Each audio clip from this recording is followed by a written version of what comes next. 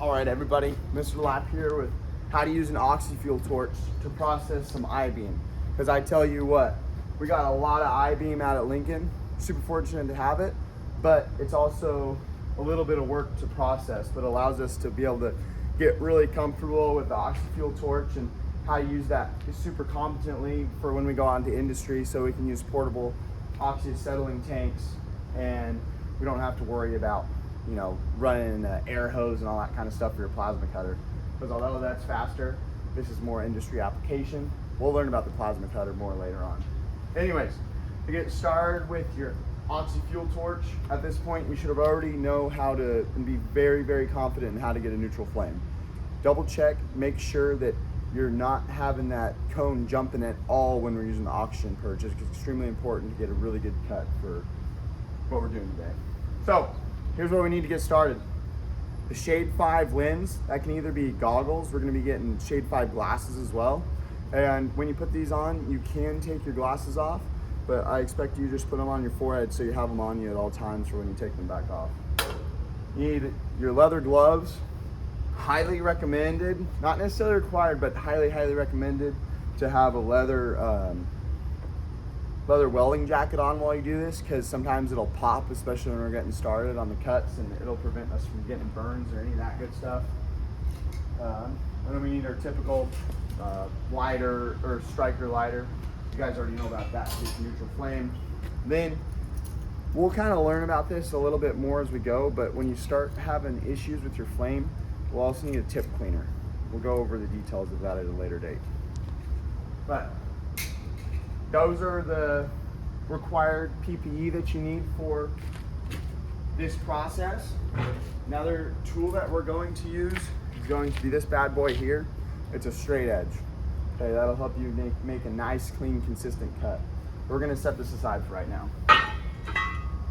So, on our I-beam, I've already taken this flange off right here. I already cut that down. The first step to processing our I-beam, this is called the webbing, and this is the flange. So we're gonna cut the webbing off the flange, and then that'll allow us to have one flat plate. And when we're actually cutting our webbing off, right in here, we can actually use the flange as our straight edge. So let's look and see what that looks like.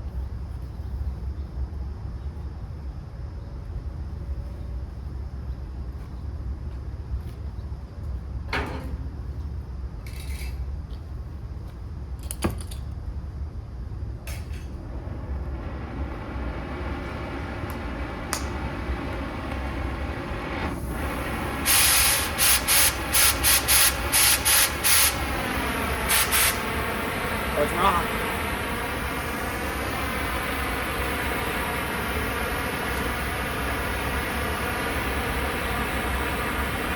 All right, now we got our Shade 5 lens on. One of the most important things with a torch cut, just like when you're welding, in order to get a really nice, consistent cut, you gotta be extra smooth with that cut. And one way to do that is set yourself up in the proper body positioning in relevance to your material. Just like when we're stick welding, a comfortable weld is a good weld. A comfortable cut is a clean cut, and it needs less grinding to do. So if you're good on this, you don't have to be on the grinder part as much. So, how I like to position myself when I've had the most success is I like to always pull my torch to me when I have a chance, especially on really long cuts like this. So, we talked about this before, but now that we know how to get that neutral flame and the cone not to jump anymore. So the reason why we're going to use this is after we preheat our material, which we're about to do, then once it starts to glow orange is when you pull this oxygen purge, and that oxygen purge actually blows your molten metal out. And you got to hold that as you're completing and pulling the cut back to you. Let's go ahead and jump into it.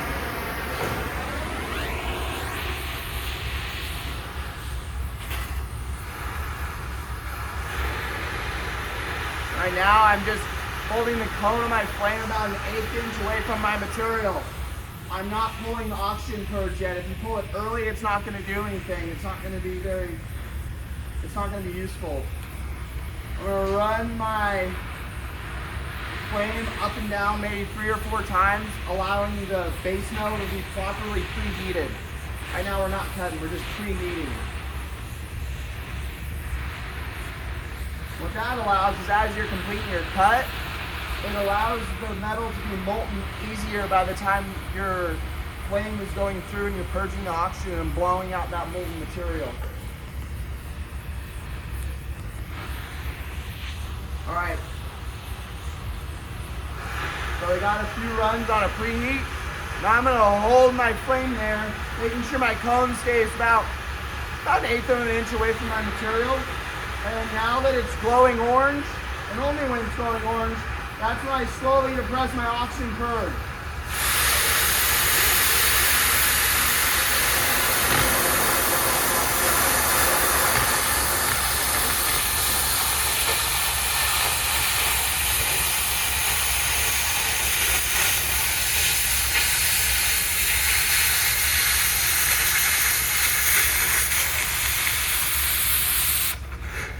Sometimes you'll end up, when you're getting used to this, it won't cut all the way through, and if you notice it doesn't cut all the way through, you gotta preheat a little bit more again, and then just work on that consistency, bringing it down, and the gap from the cone to the metal still staying maintained about 8 minutes.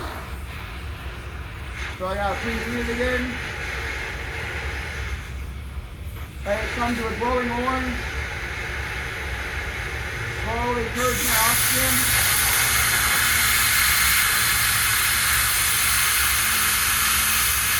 Nice, consistent cattle food.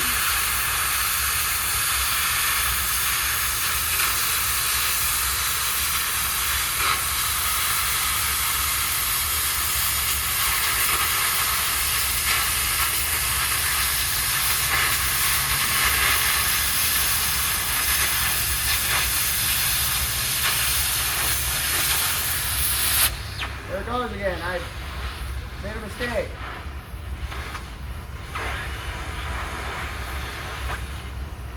Made a mistake. I'm going to preheat a little bit. Lap's a little rusty on this, I guess. My bad.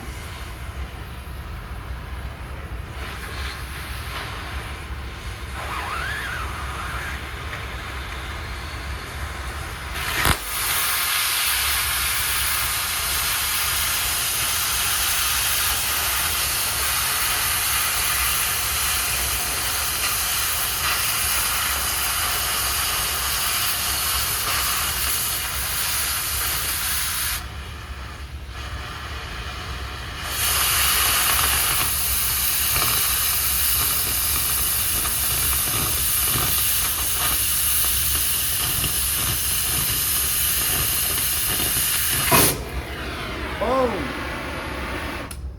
Just like that, your webbing is now disconnected from your I-beam flange. I'll keep it real with you. I made 2 mistakes in there. So there's 2 times I had to restart that flame and get it to be hot enough to burn through, but that's okay. Because I know that's gonna happen. That's just what happens sometimes. But as we are working our way through and we're processing more material, that'll happen less and less. So when we're processing a complete I-beam, the person that takes the webbing off is gonna do everybody a favor pretty much on getting this out of the way. FYI, this is still really good material here. I believe these are 6 inches long, so that would work perfect for our bead pad. We're just going to take this and cut it 3 inches long, 3 inches wide, and then you got your 3x6 bead pad. I could be wrong, this could be 5 inches, I'm not really too sure right there, but we'll set that aside for right now.